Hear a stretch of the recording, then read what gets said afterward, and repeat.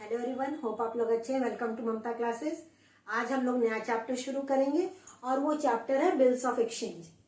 इस चैप्टर से बच्चे को बड़ा डर लगता है, लेकिन डरने की कोई जरूरत नहीं है।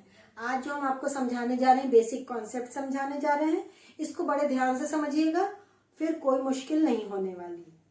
बिल्स ऑफ एक्सचेंज, अब ये क्या चीज है?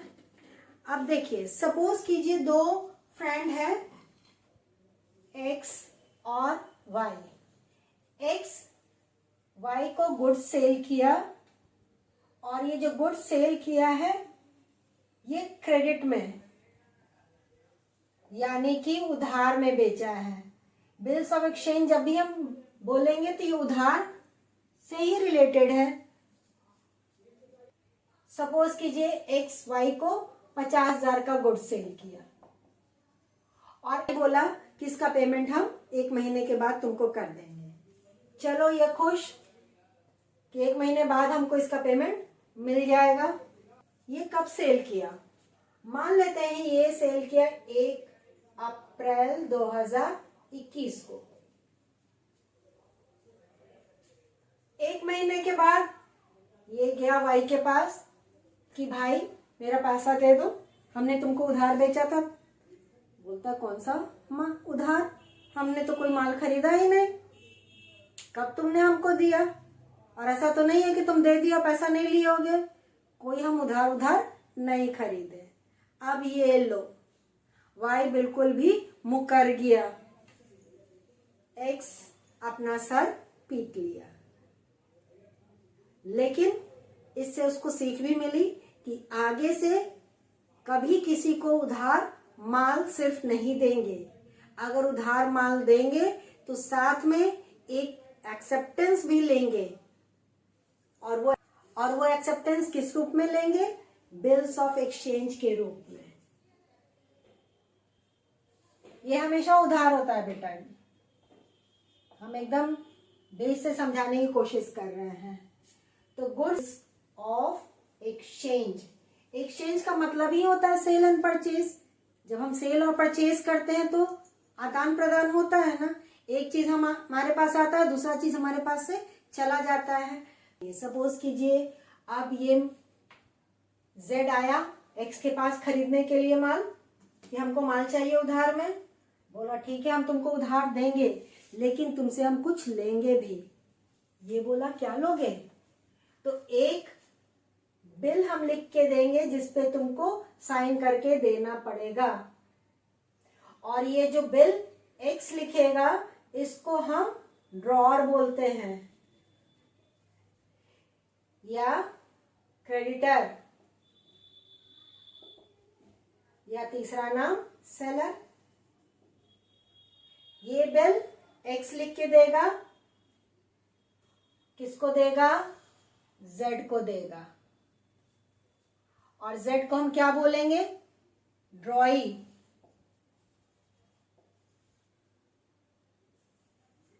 इस बिल को जेड साइन करके हैंड ओवर कर देगा एक्स को। ड्रॉई बोलिए या एक्सेप्टर बोलिए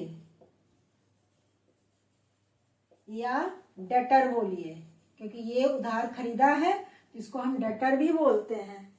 इस बिल पे सिग्नेचर करके हैंड ओवर कर देगा एक्स को।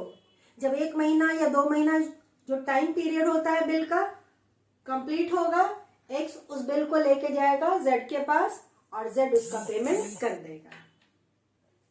तो एक्स के लिए ये बिल क्या होता है? एक्स के लिए ये बिल बिल्स रिसीवेबल है, क्योंकि इस बिल के बदले में एक्स को पैसा रिसीव करना है, और जेड के लिए यही बिल बिल्स पेबल है, क्योंकि इस बिल के बदले में उसको पेमेंट करना है। मैम क्या ये दो अलग अलग बिल है? आप पूछ सकते हैं। नहीं बेटा जी, ये दोनों सेम है। एक के लिए वो बिल्स पेबल है और दूसरे के लिए बिल्स रिसीवेबल है। Just like sale and purchase, एक सेल करता है तो दूसरा परचेज करता है, तो उसी तरह से बिल्स रिसीवेबल और बिल्स पेबल भी है। तो ये जो माल मान लीजिए 25,000 का खरीदा है जेड, अब ये बिल रिसीवेबल, बिल्स पेबल का नेचर क्या है? क्योंकि इसके बदले में पैसा रिसीव करना है एक्स को, तो ये एसेट है एक्स के लिए, और जेड के लिए ये बिल एक लायबिलिटी है, क्योंकि फ्यूचर में इसका पेमेंट जेड को कर देना है। समझ में आ गई बात? डॉक्यूमेंट वही है, एक ही डॉक्यूमेंट है, पेपर पे लिखा जाता है, जिसपे सेलर का नाम, पता, तारीख सब लिखा रहेगा, और ये भी लिखा रहेगा कि इतना पैसा हमको जेड से रिसीव करना है, इसके बदले में जेड ऑलरेडी सामान हमसे ले चुका है, यानी कि खरीद चुका है। बिल का पीरियड मैक्सिमम 90 डेज या 3 मंथ्स का होता है। अब 90 डेज और 3 मंथ्स दोनों में फर्क है। उस पे एक्स का भी सिग्नेचर होगा, दोनों पर्सन का सिग्नेचर होता है। पहले जेड साइन करेगा या खरीदने वाला साइन करेगा, और फिर बेचने वाला साइन करेगा। जैसे ही खरीदने वाला उस पर साइन किया, वैसे ही वो लीगल डॉक्यूमेंट बन जाता है। अगर टाइम पे पैसा जेड नहीं देगा, एक्स उसके खिलाफ लीगल एक्शन ले सकता है। उसके पास तो प्रूफ है। ये बिल्स ऑफ एक्सचेंज आपको समझ में आ गया। अब हम बात करते हैं, इसमें एक बहुत इंपॉर्टेंट टर्म आता है जिसको हम बोलते हैं ड्यू डेट। इसका फटाफट स्क्रीनशॉट ले लीजिए। ड्यू डेट, अब ये क्या होता है? Date of receiving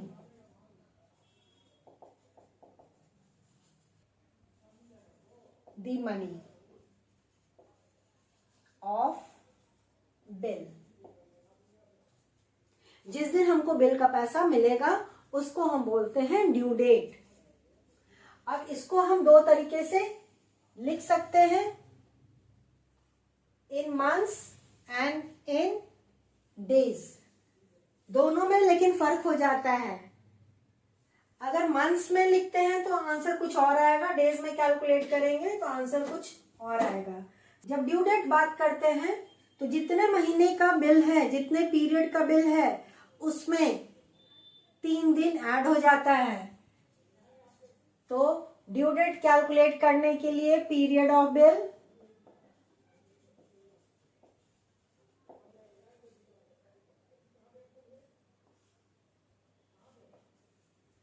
plus 3 days of grace, मतलब 3 दिन हम आपको एक्स्ट्रा टाइम देते हैं कि चलो भाई मेरे पास, आप बोल सकते हैं पैसा नहीं है, 3 दिन एक्स्ट्रा ले लो, तो 3 दिन आपको एक्स्ट्रा मिलता है पेमेंट करने के लिए। मैक्सिमम पीरियड होता है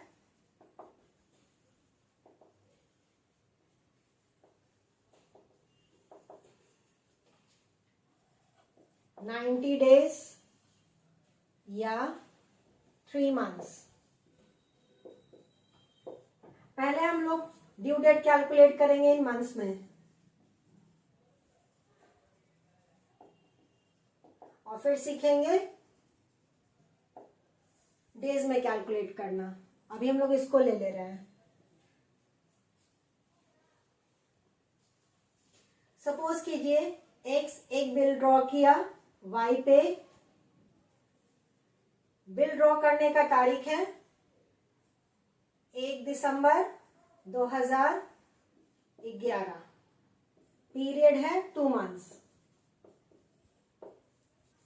अब 1 दिसंबर से 2 महीना हमको चाहिए, 1 दिसंबर से 1 जनवरी 1 महीना, 1 फरवरी 2 महीना, तो और उसमें हमको 3 दिन और जोड़ देना है, तो इसका आ जाएगा 1 फरवरी प्लस 3 days। अब 3 days, एक के बाद 2, 3, 4, तुम्हारा पेमेंट करने का डेट हो गया 4 फरवरी 2012। क्लियर है? एक और हम लोग देख लेते हैं। सपोज कीजिए बिल ड्रॉ किया गया एक्स के द्वारा वाई पे 31 दिसंबर 2011 और यहाँ भी 2 महीना ही ले रहे हैं। अब चलिए 31 दिसंबर से 1 महीना कब कंप्लीट होगा? 31 जनवरी, 31 फरवरी। मैम फरवरी 31 का तो होता ही नहीं है। बिल्कुल सही कहा बेटा जी आपने। तो यहाँ पे हमारा लास्ट जो डेट होता है मंथ का वही कंसिडर करेंगे। अगर वो महीना 30 का होता तो 30 लेंगे, 28 का होता तो 28 लेंगे, 29 का होता तो 29 का लेंगे। अब 29 या 28 तो सिर्फ फरवरी में ही होता है। तो यहाँ पे हमारा हो जाएगा 29 फरवरी और प्लस 3 डेज।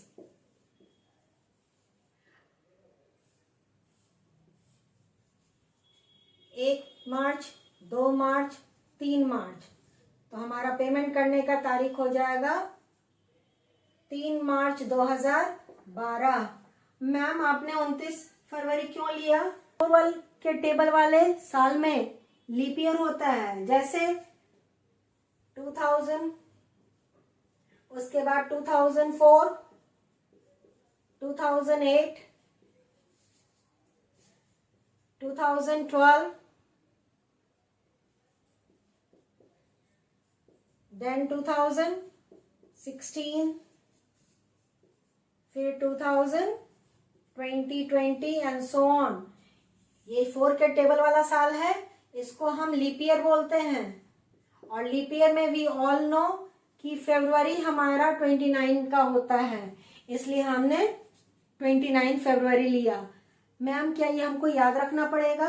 बिल्कुल याद रखना पड़ेगा बेटा जी। अगर 4 के टेबल वाला साल नहीं है तो हमारा फरवरी 28 दिन का होता है, बाकी लीप ईयर वाले में हमारा साल 29 का होता है। एक एग्जांपल और ले ले रहे हैं। सपोज कीजिए एक्स वाई पे बिल ड्रॉ किया है 23 अक्टूबर को और पीरियड है बिल का 3 मंथ्स। अब 23 अक्टूबर से 3 महीना कब कंप्लीट होगा?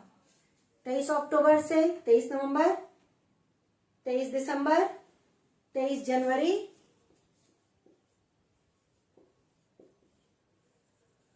और उसमें 3 दिन और जोड़िए, 3 डेज और जोड़ दिए तो हमारा आ गया 26 जनवरी।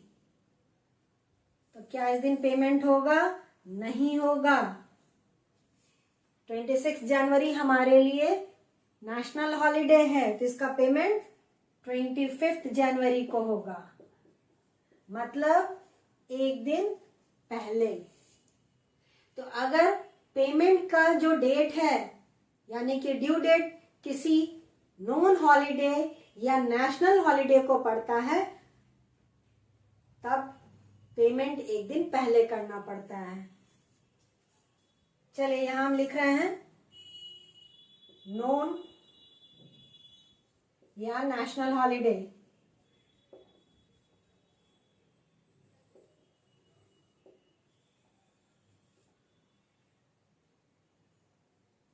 इसमें 3 दिन तो कंफर्म है।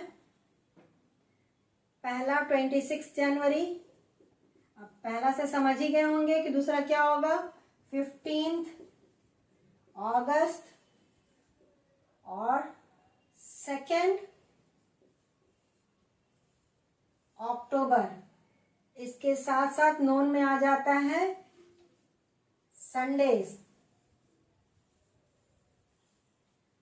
अगर पेमेंट का डेट संडे को पड़ रहा है तो उसके पहले वाले तारीख में आपको पेमेंट करना होगा। ऐसा इसलिए किया जाता है क्योंकि इन सारे दिन हमारा बैंक बंद रहता है, तो इसलिए इसको हम कंसिडर नहीं करते हैं।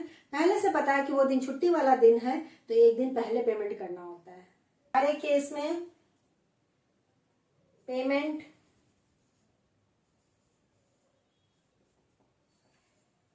One day earlier. Non holiday में यही आपको याद रखना पड़ेगा, पेमेंट आपको 1 दिन पहले कर देना होगा। लेकिन अननोन हॉलिडे है या इमरजेंसी हॉलिडे आ गया, किसी इमरजेंसी हॉलिडे मतलब गवर्नमेंट को ऑल ऑफ अ सडन छुट्टी डिक्लेयर करना पड़ा, पॉलिटिकल पार्टीज किसी दिन पूरा भारत बंद करने का डिक्लेरेशन कर दिए तो वो इमरजेंसी हॉलीडे हो जाता है, या देश के प्रेसिडेंट, एक्स प्रेसिडेंट किन्हीं की डेथ हो जाती है तो हमको छुट्टी डिक्लेयर करना पड़ता है। तो दूसरा हो जाएगा अननोन या emergency holiday.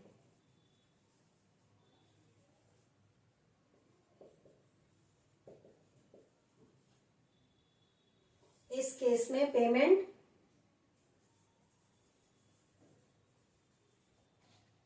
One day letter,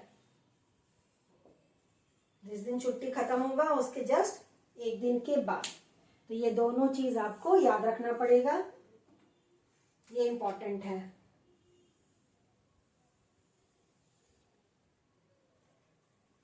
तो मंथ में तो ड्यू डेट हमने कैलकुलेट करना आपको समझा दिया, अभी हम लोग डेज में समझेंगे। इसका स्क्रीनशॉट ले लीजिए फटाफट।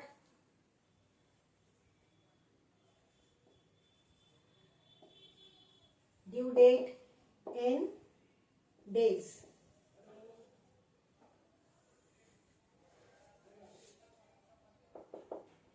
सपोज कीजिए एक्स वाई पे फिर से बिल ड्रॉ कर रहा है। वाई पे बिल ड्रॉ किया है 1 अप्रैल